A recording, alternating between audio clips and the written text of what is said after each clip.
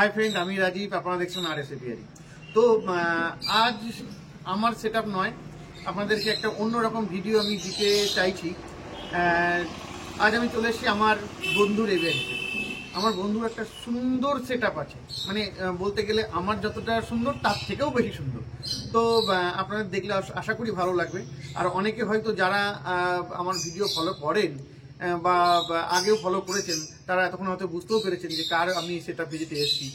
Normally আমি set up ভিজিটে যাই না, আমার অল্প দিনের চ্যানেল, অল্প কিছু ভিডিও আছে।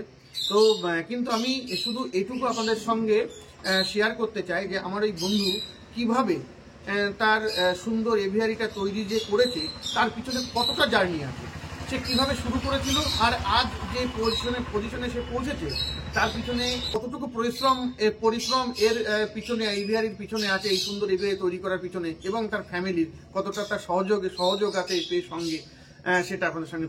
তো আর বেশিক্ষণ আমি কথা বাড়াবো না, চলুন আমার বন্ধুকে ডেকে নিই। চলে আসো, দেখতেই পাচ্ছেন ওকে নতুন করে পরিচয় করানোর কিছু নেই। আপনারা অনেকে যারা আমাকে ফলো করেন তারা ওকেও আমি জানি, ওকেও তারা সবাই চেনেন। তো আজ আমি ওর কাছ থেকে জেনে নেবো যে ওর এই যে জার্নিটা যখন শুরু থেকে আজ পর্যন্ত, এখন বর্তমান পর্যন্ত কিরকম ছিল, এবং কি ধরনের পাখি দিয়ে শুরু করেছিল, আর আজ কি ধরনের পাখি আছে, বা এটা আমি ওর মুখেই শুনে নিই। আমি আর বেশি কথা, আমি যখন পাখি করি তখন পাখি নিয়েছিলাম কিছু নর্মাল, কিছু রুটিনো রোজি দিয়ে আমি শুরু করেছিলাম। তখন আমার ছিল ছোট একটা ঘর, ছিল মানে 8 ফুট বাই 10 ফুটের একটা টিনের শেডের ঘর ছিল, চারিদিকে নেট দিয়ে ঘেরা টিনের শেডের ঘর ছিল। ওইখানেই আমি প্রথমে দু এক বছর পাখি ব্রিড করিয়েছি।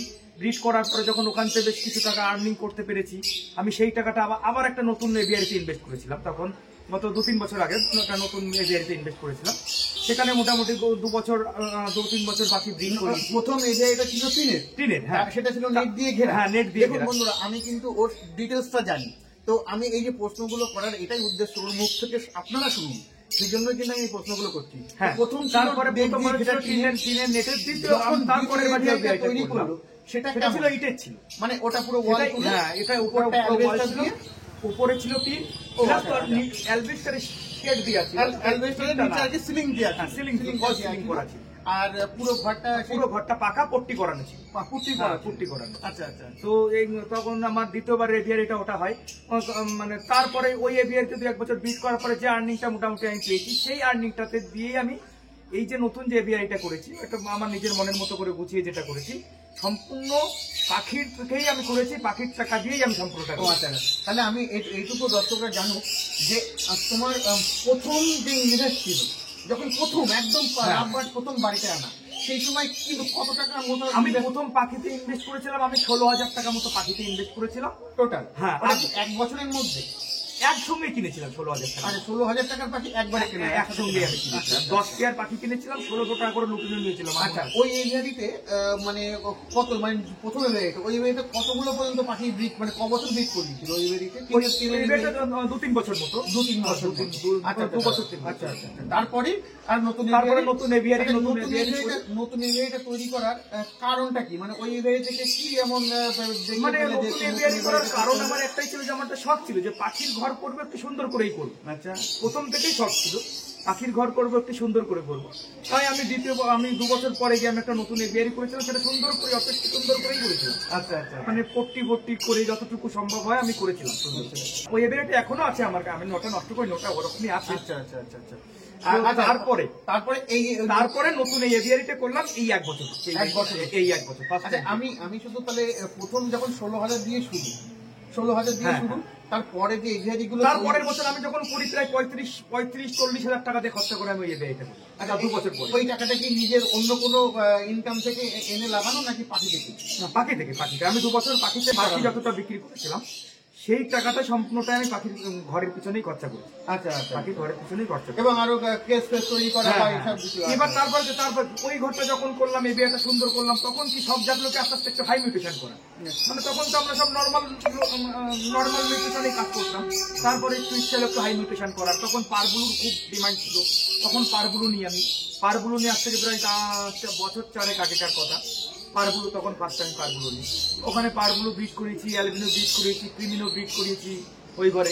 তারপরে ওখান থেকে ব্রিড করানোর পরে মোটামুটি অফলাইনটাও তো ওই ঘরে। হ্যাঁ, অফলাইনটাও আমার ওই ঘরে। ওই বছর ওখানে যখন 2 বছর ব্রিড করলাম, তারপরে 2 বছর ব্রিড করানোর পরে তারপরে আমার শুরু হলো যে আমার ইচ্ছা হলো যে না এবার তোর আমি একটা পাখি সুন্দর করে ঘর করবো।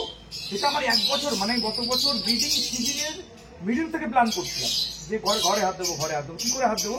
এবার সেই জায়গার সময় সুযোগ করে এই ঘরে হাত দিয়েছি। এই ঘরটা কমপ্লিট করতে করতে আমার 6 মাস লেগেছে, 6 থেকে 7 মাস। আমি সবটাই জানি, আমি আপনাদের সঙ্গে। হ্যাঁ, এই ঘরটা করতে মোটামুটি আমার 6 থেকে 7 মাস টাইম লেগেছে। সেই 7 মাস টাইম করে এবছর ব্রিডিং সিজনের প্রথম থেকে আমি পাখি ঘরে এন্ট্রি করিয়েছিলাম এবছর করতে। তা চলুন, যেহেতু এসছে যখন রাজীব, তাহলে চলুন একটু দেখিয়ে দিই আমার এভিয়ারিটাকে। আরো একটা গুরুত্বপূর্ণ কথা আমি আপনাদের সঙ্গে ও শেয়ার করুক, এটা আমি চাই। সেটা হলো প্রথম 16,000 শুরু, 16,000 শুরু, প্রথম 16,000 আজ মানে 7 বছর পর নতুন এভিয়ারিতে যা পাখি আছে এবং ওখানে দেখতে পাচ্ছি পুরোনো এভিয়ারিতেও কিছু পাখি রয়েছে। তো টোটাল যদি শুধু পাখি যদি ধরি কত অ্যামাউন্ট হতে পারে? ধরুন আমি জানি এর কোনো পাখির এখন ব্রিডিং পেয়ারের কোনো মূল্য এখন ঠিকঠাক করে বলা মুশকিল। তবুও বর্তমানে যা পাখি আছে তার মূল্য কত টাকা পর্যন্ত হতে পারে? আমি কিন্তু এটা অনেকেই হয়তো বলবে না, কিন্তু আমি আপনাদের জন্য প্রশ্ন করছি, আশা করি ও এড়িয়ে দিতে পারবে না। তো আমার বন্ধুদেরকে দেখুন, অ্যাকচুয়ালি শুনুন, তো ওভাবে তো আমার জানা নেই যে কত অ্যামাউন্টের পাখি রয়েছে, কত টাকা টোটাল অ্যামাউন্ট পাখি। তবুও আমি এটুকু বলতে পারবো আমার এরিয়াতে হয়তো 7-8 লাখ টাকা টোটাল পাখি আছে। 7 থেকে 8 লাখ টাকার মতো পাখি। আর তার সঙ্গে আমার কেজ রয়েছে, কেজে ইনভেস্ট করেছি। তারপরে তো আর বাকি সব তো রয়েছে। কেজ যা আছে তাতে আমি তো দেখতে পাচ্ছি মোটামুটি একটা ক্যালকুলেট অ্যামাউন্ট বললাম, এটা কম হতে পারে, বেশি হতে পারে। কেসগুলো লাখ দেড়েকের নিচে আসবে না, যা টোটাল কেস আছে দু ঘর মিলে। হ্যাঁ, আমার 56 পিস কেস রয়েছে। আচ্ছা, 56 পিস কেস। তো ঠিক আছে বন্ধুরা, আপনারা শুনলেন এখন যা ওর 16,000 শুরু, 7 বছর পর আজ ও কিন্তু এভিয়ারিটা মোটামুটি 7 থেকে 8 লাখ টাকার শুধু পাখির ভ্যালু আছে। তো আপনারা দেখুন এর মধ্যে যে 16,000 আর এই এত, আমি টাকাটা বারবার আমি বলছি পাখির মূল্য কি আছে সেটা আমি দেখবো না, কারণ আমার চোখে আমি যে টাকা দিয়ে পাখি কিনেছি আমি সেই টাকাটাই আমি বলবো। হ্যাঁ, মানে এর মূল্যটা অনেক, মানে আমি যা পাখি আছে আর মূল্য আরো অনেক। আমি জাস্ট ও যত টাকার পাখি এখন মানে যে দামের পাখি ও কিনেছিল সেসব দিয়ে মোটামুটি ও সেটা চিন্তা করছে। নিজের ঘরেরও কিছু বাচ্চা আছে, সেগুলোর মূল্য কিন্তু সবটা ধরছে না। তো যাই হোক, আমি মোটামুটি এইটুকু বলতে পারি যে ওর ঘরে যে পাখি আমি দেখেছি তাতে প্রায় 10-এর কাছাকাছি আমার ধারণা। তো যাই হোক, আমি ওটা দিয়ে আমি বিচার করছি না, আমি শুধু এটুকু আপনাদেরকে বলতে চাইছি। দেখুন, ও কিন্তু এই পাখি যে বাড়িয়ে আজকে এখানে এসছে, এর মধ্যে প্রত্যেক বছরই কিন্তু নতুন নতুন পাখি কিন্তু ও অ্যাড করছে। নতুন নিউট্রিশন কিন্তু ও কিন্তু ঘরে সবসময় নিয়ে এসছে। 2 পেয়ার 3 পেয়ার 4 পেয়ার এরকম কিন্তু এনেছে। তো সবসময় একই নিউট্রিশনের উপরে কিন্তু প্রত্যেক মানে সেই 7 বছর ধরে একই নিউট্রিশনের কাজ কিন্তু করে। হ্যাঁ, আমি যদি 7 বছর ধরে আমি লুটিনতেই পড়ে থাকতাম তাহলে আমার কাছে বড় যে লুটিনের থেকে রোজি অফলাইন হতো। হ্যাঁ, লুটিনের রোজি অফলাইন হতো। তো দেখতেই পাচ্ছেন, এটা কিন্তু আপনাদেরও কিন্তু এই জন্যই বলি, নিউট্রিশনের উপরে কাজ আপনাদের করতেই হবে আর নতুন নতুন পাখি কিন্তু ঘরে আনতে হবে। আর দেখুন, ও যা পাখি প্রত্যেক বছরই যা আমি দেখুন, পাখি প্রচুর ব্রিড হলে বিক্রি করতেই হবে। তো পাখি বিক্রি করে বা পাখি সেল করে ও যা ওখান থেকে মুনাফা, আমার টাকা যা আমার সত্যি বলতে যদি আর্নিং না হতো আমি তাহলে পাখির জন্য কেন 5 লাখ টাকা খরচা করে ঘর করবো? আচ্ছা, পাখি বাদ দিলাম, যদি পাখির থেকে মার্কেট যত ডাউন, আমি জানছি মার্কেটে ডাউন রয়েছে, আমি জানি যে মার্কেটটা ডাউন রয়েছে, মার্কেটে বেচা কেনাটা কম রয়েছে, তবুও দেখবেন প্রচুর লোক আছে মার্কেট ডাউন থাকা সত্ত্বেও 2-1 লাখ টাকার পাখি তারা তুলেছে। তেল ফেলে বলুন, রেড ফ্যাক্টর বলুন, ডাইলুট বলুন, এগুলো তো কম প্রাইসের নয়, একটা প্রাইসের হাই প্রাইসের পাখি, তবুও কিন্তু তারা তুলেছে। মার্কেট ডাউন ছিল কিন্তু তারা তুলেছে কেন? মার্কেট তার এরিয়াটা আপডেট করার জন্য যে আমার ঘরে ডাইলুট নেই, একটা ডাইলুট থাকে। একদম। দেখুন, আমি এখানে আরো কথা কিছু অ্যাড করি। দেখুন, ও পাখি যেগুলো সেল করেছে সেখান থেকে কিছু তো অবশ্যই ওর পাখি নতুন পাখি কেনার জন্য লাগিয়েছে, আর কিছু এই যে 5 লাখ টাকা যে এভিয়ারিতে খরচা করেছে, সেই এভিয়ারির টাকাটাও কি ও কি অন্য কাজ থেকে ইনকাম করে? সম্পূর্ণ পাখির থেকে। তাহলে প্ল্যানিংটা কিন্তু পারফেক্ট হওয়া যায়। কিছু পাখি যে পাখি আমি সেল করে দিচ্ছি তার কিছু টাকা আমি পাখি আনার জন্য লাগালাম, কিছু টাকা আমি এভিয়ারিতে খরচা করলাম, কিছু টাকা আমি অন্য আমার সংসারের কাজে লাগিয়ে দিলাম। যদি বেশি হয় আর যদি সেল যদি লিমিটেড হয়, মার্কেট যদি একটু খারাপ থাকে, তাহলে কিন্তু একটু প্ল্যানিং করে চলা কিন্তু দরকার। সবসময় প্ল্যানিং যদি আপনাদের ভুল হবে তাহলে কিন্তু মুশকিল অবশ্যই কিন্তু আগামী দিনগুলোতে আসবে। এই জন্য প্ল্যানিং পারফেক্ট হওয়া চাই। আর তুমি আর কিছু বলতে চাই তো বলো। না, আমি এটাই বলতে চাইছিলাম যে পাখি যখন যদি কেউ পাখি লাভবারটাই করতে চায়, আমি মনে করি যদি মার্কেট কি আছে আমার দেখার দরকারই নেই। মার্কেটে আমার বাড়িতে 10 পিস বাচ্চা উঠেছে, 10 পিস বাচ্চা সেল হবে কি না হবে ওটা আলাদা বিষয়, ওটা আমি ধরবোই না। আমার 10 পিসটা ধরুন সেলই হবে না, মার্কেট খারাপ, আমি সেলই হবে না। তাই বলে এটা নয় যে আমি একটা মানে শখের একটা মিউটেশন আমি তুলতে পারবো না। শখের মিউটেশন তুলতেই পারেন, আপনাদের যে মিউটেশন ভালো লাগে সেই মিউটেশন অবশ্যই আপনার এভিয়ারিতে অ্যাড করবেন। এতে কি হবে, আপনার এভিয়ারি সৌন্দর্য বাড়বে, আপনিই বেশি এভিয়ারিতে আকৃষ্ট হবে। হ্যাঁ, এই জন্য আপনার পছন্দের পাখি অবশ্যই এভিয়ারিতে রাখার চেষ্টা করবে। সে এক পেয়ার ভাইলেট মাস্কি হোক না কেন, সেটা আপনার অবশ্যই ঘরে থাকা উচিত। তাহলে বুঝতে পারলেন শখটাও কিন্তু দরকার। শখ যদি না থাকে তাহলে কিন্তু আমরা গ্রো করতে পারবো না। আর ও বললো যে বিক্রি না হলে তবু আমার শখ যেটা থাকে সেই পাখিটা কিন্তু ঘরে আমি আনি। তো যাই হোক, চলুন আমি ওর এভিআইটা দেখাই। অনেক কথা হলো, তো এবারে দেখলে বুঝতে পারবেন যে ওই এভিআইটা কিভাবে সাজিয়েছে। চলুন এবার দেখিয়ে দিই এভিআইটা।